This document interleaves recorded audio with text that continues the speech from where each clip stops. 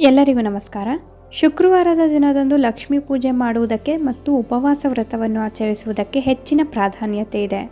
ಧರ್ಮಗ್ರಂಥಗಳ ಪ್ರಕಾರ ಲಕ್ಷ್ಮೀ ದೇವಿಯ ಪೂಜೆ ಮತ್ತು ಆಕೆಯ ಹೆಸರಿನಲ್ಲಿ ಮಾಡುವ ಉಪವಾಸದ ವ್ರತವು ನಮ್ಮನ್ನು ಹಣದ ಸಮಸ್ಯೆಗಳಿಂದ ಪಾರು ಮಾಡುತ್ತದೆ, ಧನಾಗಮನವಾಗುವಂತೆ ಮಾಡುತ್ತದೆ, ನಮ್ಮ ಜೀವನದಲ್ಲಿ ಸಂತೋಷ, ಸಮೃದ್ಧಿ ಮತ್ತು ಅದೃಷ್ಟವನ್ನು ತರುತ್ತದೆ. ಸ್ತ್ರೀ ಮತ್ತು ಪುರುಷರಿಬ್ಬರೂ ಶುಕ್ರವಾರ ವ್ರತವನ್ನು ಮಾಡಬಹುದು. ಇದು ನಮಗೆ ಭೌತಿಕ ಸಂತೋಷವನ್ನು ಕರುಣಿಸುತ್ತದೆ. ಹಣಕಾಸಿನ ಸಮಸ್ಯೆಗಳಿಂದ ಮುಕ್ತರಾಗಲು ನಾವು ಶುಕ್ರವಾರದ ದಿನದಂದು ಏನು ಮಾಡಬೇಕೆಂಬುದನ್ನು ತಿಳಿಯೋಣ.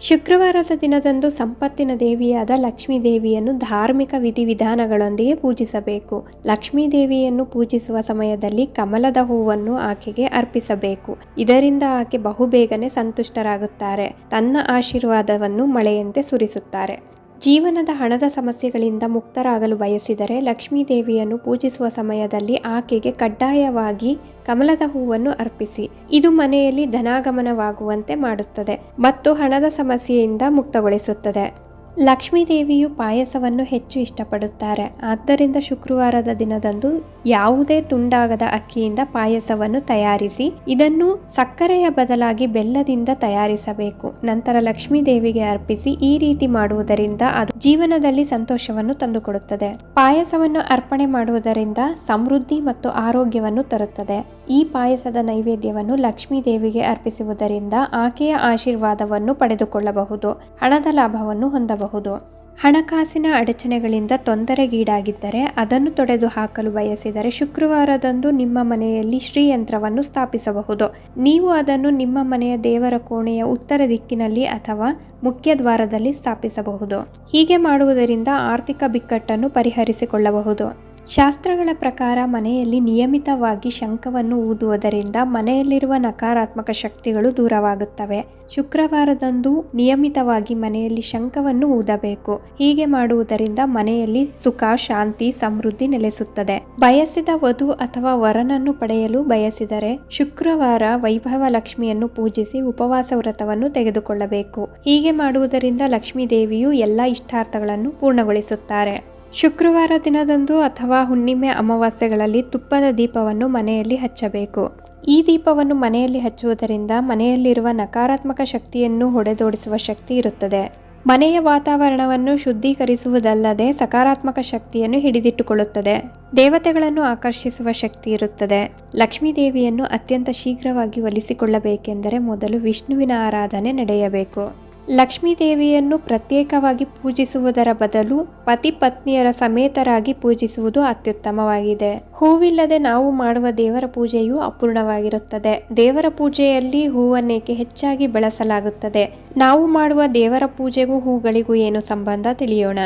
ದೇವರ ಪೂಜೆಗೆ ಹಿಂದೂ ಧರ್ಮದಲ್ಲಿ ಅಪಾರ ಮಹತ್ವವನ್ನು ನೀಡಲಾಗಿದೆ. ನಾವು ದೇವರ ಪೂಜೆಯನ್ನು ಮಾಡುವುದರಿಂದ ಧನಾತ್ಮಕ ಶಕ್ತಿ ನಮ್ಮಲ್ಲಿ ನೆಲೆಸುತ್ತದೆ ಹಾಗೂ ಸಂತೋಷ ಮತ್ತು ಸಮೃದ್ಧಿಯನ್ನು ಪಡೆದುಕೊಳ್ಳಬಹುದು ಎಂಬ ನಂಬಿಕೆ ಇದೆ. ದೇವರನ್ನು ಪೂಜಿಸುವಾಗ ವಿವಿಧ ರೀತಿಯ ವಸ್ತುಗಳನ್ನು ಬಳಸಿಕೊಂಡು ಪೂಜೆಯನ್ನು ಮಾಡಲಾಗುತ್ತದೆ. ಅದೇ ರೀತಿ ಪೂಜೆಯಲ್ಲಿ ನಾವು ಬಳಸುವ ಹೂಗಳಿಗೂ ಹೆಚ್ಚಿನ ಪ್ರಾಧಾನ್ಯತೆ ಇದೆ. ದೇವರ ಪೂಜೆಯಲ್ಲಿ ಆಯಾ ದೇವರಿಗೆ ಪ್ರಿಯವಾದ ಹೂಗಳನ್ನು ಬಳಸಿಕೊಂಡು ಪೂಜೆ ಮಾಡಲಾಗುತ್ತದೆ. ದೇವರ ಪೂಜೆಯಲ್ಲಿ ನಾವು ಹೆಚ್ಚಾಗಿ ಬಳಸುವ ಹೂವೆಂದರೆ ಗುಲಾಬಿ, ಸೇವಂತಿಗೆ, ಮಲ್ಲಿಗೆ ಹೀಗೆ ಅನೇಕ ಸುಗಂಧಭರಿತ ಹೂಗಳನ್ನು ಅರ್ಪಿಸುತ್ತೇವೆ. ಚೆಂಡು ಹೂವಿಗೂ ವಿಶೇಷತೆ ಇದೆ. ಹಲವೆಡೆ ಈ ಹೂವನ್ನು ಗೊಂಡೆ ಹೂವೆಂದು ಕರೆಯಲಾಗುತ್ತದೆ. ನಾನಾ ರೀತಿಯ ಸಾವಿರಾರು ಬಗೆಯ ಹೂಗಳನ್ನು ನೋಡಬಹುದು. ಆದರೆ ಚೆಂಡು ಹೂವನ್ನೇ ಏಕೆ ಪೂಜೆಯಲ್ಲಿ ಹೆಚ್ಚಾಗಿ ಬಳಸಲಾಗುತ್ತದೆ? ಪೂಜೆಯಲ್ಲಿ ಚೆಂಡು ಹೂಗಳನ್ನು ಬಳಸುವುದರ ಮಹತ್ವ ಏನು ಅಂತ ತಿಳಿಯೋಣ. ಧಾರ್ಮಿಕ ಗ್ರಂಥಗಳ ಪ್ರಕಾರ ಹಳದಿ ಮತ್ತು ಕೇಸರಿ ಬಣ್ಣಗಳನ್ನು ದೇವರಿಗೆ ಅತ್ಯಂತ ಪ್ರಿಯವಾದ ಬಣ್ಣಗಳಲ್ಲಿ ಒಂದಾಗಿದೆ ಎಂದು ಹೇಳಲಾಗುತ್ತದೆ. ಈ ಕಾರಣಕ್ಕಾಗಿ ದೇವರು ಮತ್ತು ದೇವತೆಗಳನ್ನು ಪೂಜಿಸುವಾಗ ಕಡ್ಡಾಯವಾಗಿ ನಾವು ಈ ಹೂವನ್ನು ಉಪಯೋಗಿಸುತ್ತೇವೆ. ದೇವರು ಮತ್ತು ದೇವತೆಗಳು ಈ ಬಣ್ಣವನ್ನು ಇಷ್ಟಪಡುವುದರಿಂದಾಗಿ ಎಲ್ಲ ಪೂಜೆಗಳಲ್ಲೂ ಈ ಹೂವು ಅತ್ಯವಶ್ಯಕ. ವಿಷ್ಣುವಿಗೆ ಅತ್ಯಂತ ಪ್ರಿಯವಾದ ಬಣ್ಣಗಳಲ್ಲಿ ಹಳದಿ ಬಣ್ಣವು ಮೊದಲನೆಯದಾಗಿದೆ. ಅಂತಹ ಸಂದರ್ಭದಲ್ಲಿ ಭಗವಾನ್ ವಿಷ್ಣುವನ್ನು ಅಥವಾ ಅವರ ಯಾವುದೇ ಅವತಾರಗಳ ಪೂಜೆಯನ್ನು ಮಾಡುವಾಗ ಈ ಬಣ್ಣದ ಹೂಗಳನ್ನು ಅರ್ಪಿಸಿದರೆ ಶೀಘ್ರವೇ ಅವರು ಸಂತುಷ್ಟರಾಗುತ್ತಾರೆ. ನಮ್ಮ ಪೂಜೆಯ ಪೂರ್ಣ ಫಲ ನಮಗೆ ದೊರೆಯುತ್ತದೆ. ಗಣಪತಿ ಪೂಜೆಯನ್ನು ಮಾಡುವಾಗ ಕೂಡ ಚೆಂಡು ಹೂಗಳನ್ನು ಅರ್ಪಿಸಬಹುದು. ಇದನ್ನು ಮಂಗಳಕರವೆಂದು ಪರಿಗಣಿಸಲಾಗುತ್ತದೆ. ಈ ಬಣ್ಣದ ಹೂವನ್ನು ಪೂಜೆಯಲ್ಲಿ ಬಳಸುವುದರಿಂದ ಗಣೇಶನು ನಮ್ಮ ಜೀವನದಲ್ಲಿ ಎದುರಾಗುವ ಎಲ್ಲ ಅಡೆತಡೆಗಳನ್ನು ಅಥವಾ ಸಮಸ್ಯೆಗಳನ್ನು ದೂರವಾಗಿಸುತ್ತಾರೆ ಎಂಬ ನಂಬಿಕೆ ಇದೆ. ಭಕ್ತರಿಗೆ ಮಂಗಳಕರ ಫಲಿತಾಂಶಗಳನ್ನು ಕರುಣಿಸುತ್ತಾರೆ. ವಿಷ್ಣು ದೇವರು ಹೇಗೆ ಹಳದಿ ಹಾಗೂ ಕೇಸರಿ ಬಣ್ಣವನ್ನು ಇಷ್ಟಪಡುತ್ತಾರೋ ಹಾಗೆ ಗುರುಗ್ರಹಕ್ಕೂ ಈ ಬಣ್ಣವೆಂದರೆ ಅಚ್ಚುಮೆಚ್ಚು. ಹಾಗಾಗಿ ದೇವರ ಪೂಜೆಯನ್ನು ಮಾಡುವಾಗ ಪ್ರತಿದಿನವೂ ಈ ಹೂವನ್ನು ಉಪಯೋಗಿಸಿಕೊಳ್ಳಬಹುದು. ಇದರಿಂದ ವ್ಯಕ್ತಿಗೆ ಗುರುವಿನ ಅನುಗ್ರಹವನ್ನು ಪಡೆದುಕೊಳ್ಳಲು ಸುಲಭವಾಗುತ್ತದೆ. ಇದು ವ್ಯಕ್ತಿಯಲ್ಲಿ ಜ್ಞಾನ ಮತ್ತು ವಿವೇಕವನ್ನು ವೃದ್ಧಿಸುತ್ತದೆ. ಚೆಂಡು ಹೂಗಳನ್ನು ತ್ಯಾಗದ ಸಂಕೇತವೆಂದು ಪರಿಗಣಿಸಲಾಗುತ್ತದೆ. ಇದು ತನ್ನ ಒಂದೊಂದು ದಳಗಳಲ್ಲೂ ಒಂದೊಂದು ಬೀಜವನ್ನು ಹೊಂದಿರುತ್ತದೆ. ಎಲ್ಲಾ ಬೀಜಗಳನ್ನು ಈ ಹೂವು ಸಮನಾಗಿ ಹಿಡಿದಿಟ್ಟುಕೊಂಡಿರುತ್ತದೆ. ಹಾಗಾಗಿ ಈ ಹೂವನ್ನು ತ್ಯಾಗದ ಸಂಕೇತ ಅಥವಾ ಪ್ರತೀಕವೆಂದು ಪರಿಗಣಿಸಲಾಗಿದೆ.